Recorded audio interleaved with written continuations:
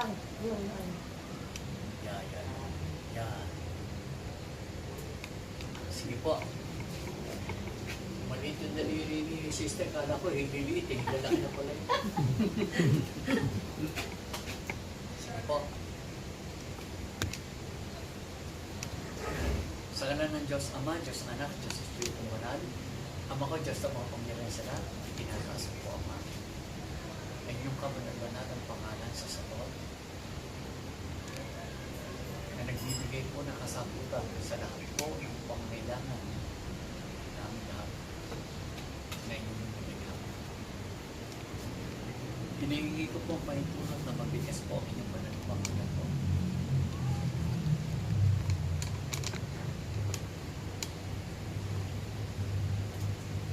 Salutator Adam Pragula sa pagkenta ni Ito Pamaya sa tremendous ulit na tapos nito.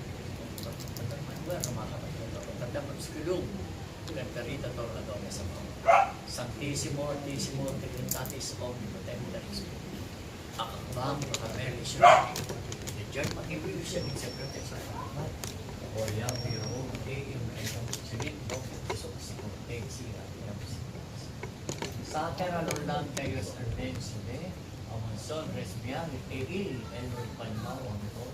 Tama na po si Louie, Lori Peterama. O na yan, ang gano'n, Lori Ramanatas, sa Senas, kasi din palawin sa asta. Sa daya doon ay talaga mga son resbiyan. Alohayin, resbiyan, Lori Peterama. Peterama itong iiyan ko, nilong na ito na Obena, Pantiumel, Elia, Peterama. Ruiz, si Senas doon, nag-atisipation. Yes, Shaddai, Adonai, Tetragramatong na tayo sa akin. Alohayin, next day, Iloi, Father David siya. Tuwai, Elium Naxo, Etsia, Toorum. O pinalium yung totoo, Elium Vigratantili.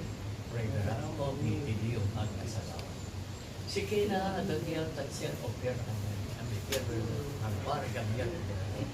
Christian Ilaura, Adonyer, is the best of them. Orangir, Porlak, Yuchir, Konya, Siya, Premier Munigil, Sidiki, Asakasya, Sirgi.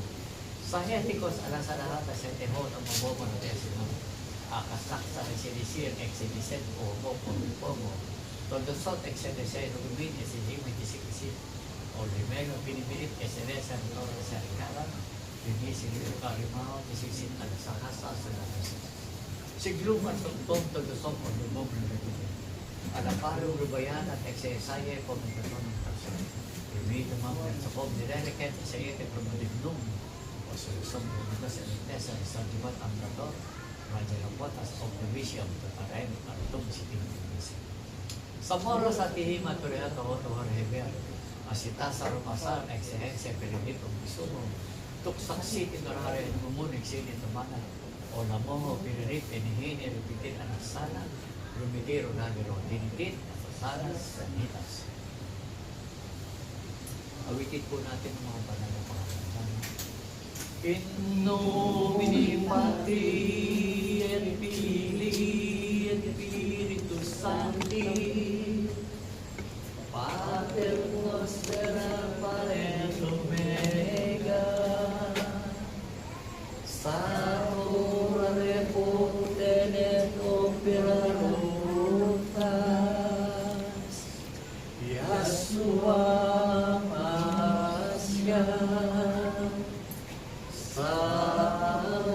Satur surgaun kejam Amma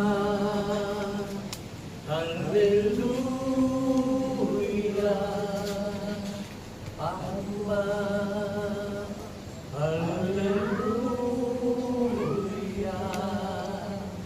Amma Haleluya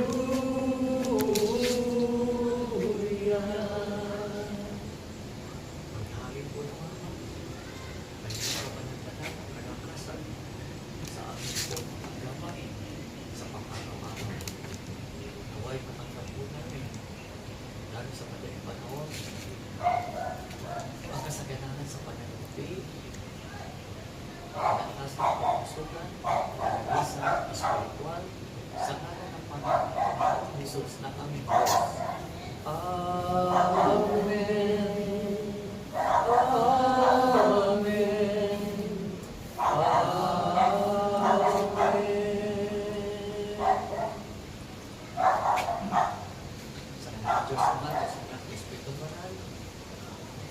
Mga kapatid, ganito yun. Every time na nagagawa ko ito, no, nakakating kayo dito, yung ating spiritual, nagkakaroon po ng liwanag. Kaya yung aura natin, sa tingin ng mga meter die, iba yung tingin nila parang malinis yung aura mo, liwanag ka. Ganun po. Kaya lang po, iwasan natin makagawa ng kasalanan. Kasi yung kasalanan kasi, marumi yun eh. Yun po yung nagpapadilim ng ating kaluluwa. Yung araw kasi, yun ang pugay ng ating spirit. Eh. Kaya pag sinabi nila, pag ang spirit mo marumi, makasalanan ka. Yung may third eye, kahit na wala kang third eye eh, makikita mo na parang wala kang tiwala doon sa isang tao na to kasi nga, hindi maganda yung aura niya sa paligid. Kaya mapalad kayo na nakakarating dito kasi po, hanggat naiiwasan yung gumawa ng hindi tama, no? Nagtataka ka parang yung swerte. Pasok ng pasok. Kasi yung kasalanan po, yun ang nagiging harang ng maganda nating kapalaran, kasalanan. Eh kung marami ka ng kasalanan, magtataka ka. Kahit anong talino mo, kahit na talagang mataas na tao ka pa, sa loob ng 61 years kong pagsiservice, bihira dumating yung ganitong blessing. Siguro po, kaya natatransfer na sa inyo, siguro papalapit na rin yung pag-uwi ko sa langit. Papalapit na. Hindi po, kahit matagal para sa akin, iba yung ba ng mga 6 years? Tagal din yun, di ba? Magkito pa lang isang taon mag-wait. Eh, sabi ko nga sa'yo, ikaw payag ka ng 200 taon. Ikaw na nakikira dito. Siya kami mga ugat-ugat ka na rito. Basta para sa akin po, ang tungkulin natin dito sa ibabaw ng lupa, gampanan natin. Gampanan natin. Doon naman, may mga pamilya tayong paghandaan natin ang ating. Kasi nasa kanila talaga eh. Sila yung, kaya tayo nananalangin para gumanda ang panahon. Para sa kanila na yun. Hindi na para sa atin. Para sa kanila, mga bata. Lalo pa sila rin ang magpapatuloy nung sinimula natin. Kaya kita niyo po, marami na, more than 200,000 na yung mga naniwala sa mga gawain. Kaya marami rin nagagalit sa akin dahil sabi niya, ang dami naman ng tao na loko ah. Yun po talaga si Satanas. No? Ayaw na kasi ang tao napapalapit sa Diyos. Dalawa po ang aligot-lunin. Ang salita sa banal na aklat, nakasulat, totoo. Diba? Kasi galing sa kalooban ng Diyos yun. Diba? Ang mga gawain na naaayon sa kalooban ng Diyos, totoo rin. Kaya, merong salita at merong gawa. Pero sa totoo na po, mas dakila ang gawa kasi nga, ang banal na salita na walang tangkap na gawa ay patay na salita. Kaya ang gawa, kaya may salita, di ba? Action, speak louder than word. Di ba? Kaya speak ka nga ng speak, wala ka namang action. Kaya wala rin go, wala solusyon. Bakit? Kasi kaya mahalaga ang gawa, ang ama kasi manggagawa. Di ba? Ang nagsasalita, yung kanyang anak. Kaya dalawa sila eh. Ang salita, gawa, kaya magkasama silang dalawa. Kasi yung salita po, yun talaga anak eh. Hindi si Jesus. Si Jesus yung anak ni Maria eh. Kaya lang po, kaya naging Diyos na si Jesus, isinama ito ng anak sa langit. Nung nasa langit na si Jesus, yung katawan ni Jesus, na katawan panlupa, natunaw. Pinalitan nyo ng katawan panlangit. Pero si Jesus pa rin. Kaya nag-merge na, nagsama na yung salita ng Diyos anak at saka yung Espiritu na Jesus. Pagkasama na yon. Kaya ngayon, sila na. Kasi yung tagapagligtas sa ating mga kasalanan, yung katawan, dugo ni Jesus sa tao. Ngayon, yung Espiritu ni Jesus na ginawa ngayon, yun na ngayon ang kasama natin para kaligtasan sa labanan espiritual. Siya na yun. Kaya ang anak ng Diyos, ang pangalan niya talaga ngayon, Jesus. Kaya ito ang sinisinta kong anak, sabi niya. Pinangalanan na Jesus. Kasi hindi na siya tao, Espiritu na siya. O, siya ngayon ang kasama natin sa labanan spiritual. Okay? Kaya tandaan nyo, kung merong nilalait kayo, yung bang ginagawa niya, nasa Bible ba yan? Sagot, opo. Saan mababasa yan? Okay, para malaman nyo ha, yamang nahahayag sa 3:2 ng Korinto, yaman nahahayag ang ating mga ginagawa o pinangangasiwaan ay ang aral ng Panginoon Diyos, no? Ito'y hindi isinulat ng tinta para mabasa. Isinulat ko sa ating pusong laman para gawin. Kaya, yung gawa, no, galing yun, dinidikta yun na nakasulat sa ating puso. Wala kang babasahin doon. Nararamdaman mo yun para isabuhay. Kaya po, di sila nakabasa ng aral sa inyo sa Bible.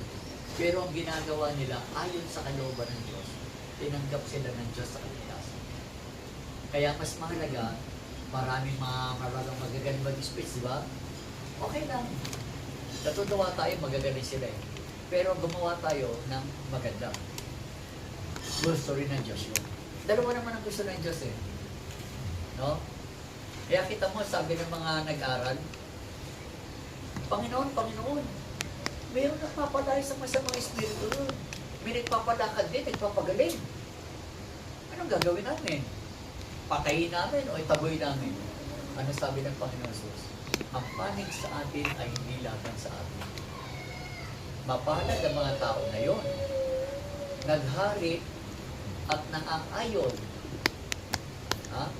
sa kalooban ng aking Ama na aayon ang kanilang mga ginagawa. Kaya kung gumagawa tayo ayon sa kalooban ng Diyos, para nagbasa na rin tayo ng Bible. Kita niyo po, napatira ko isang araw nung kabataan ko kasi layas ako eh. Napatira ako doon sa pinsan ko. Umaga pala naglilinis na ako. Marunong may pinggan, lagi niya sa inugasan ko. Inutusan ba ako? O ano sabi ng tiyahin ko? Hoy, mahiya naman kayo. Yung pambisita natin, mga naguhugas ng pinggan dito, tsaka naglilinis. O, anong dakila doon? Yung gawa. Kasi kung bumibisita ka, nakahilata ka lang, no? Kahit nagbasa ka pa, kahit galing ka pa sa pagbabasa ng rosaryo, eh. Yung gawa po, number 1 yun. Kaya tayo, kita nyo, hindi sila naniniwala na nagpapalaya sa masamang espiritu. Bakit? Kapag hindi ka marunong magpalaya sa masamang espiritu, para mo nang tinatanggap na wala ang Diyos sa iyo. Hindi naman tayo magpapalaya sa Diyos eh, ginagamit lang ng Diyos ang ating katawan. No? Hindi nga ating katawan eh. Ginagamit ng Diyos ang katawang ito. Hindi nga ito atin eh. Diba? Kaya yun nagsasalita na, wala pa kayong pakilang katawang ko to. Ah? Iyo yan? Di ba pinahiram lang sa'yo? Diba? O sige po, At teka, umorder tayo, no? Wala pa. Ha? Wala pa nga. Pero order talaga tayo. Oo, diba? order sila. Order sa amin ng pasit eh.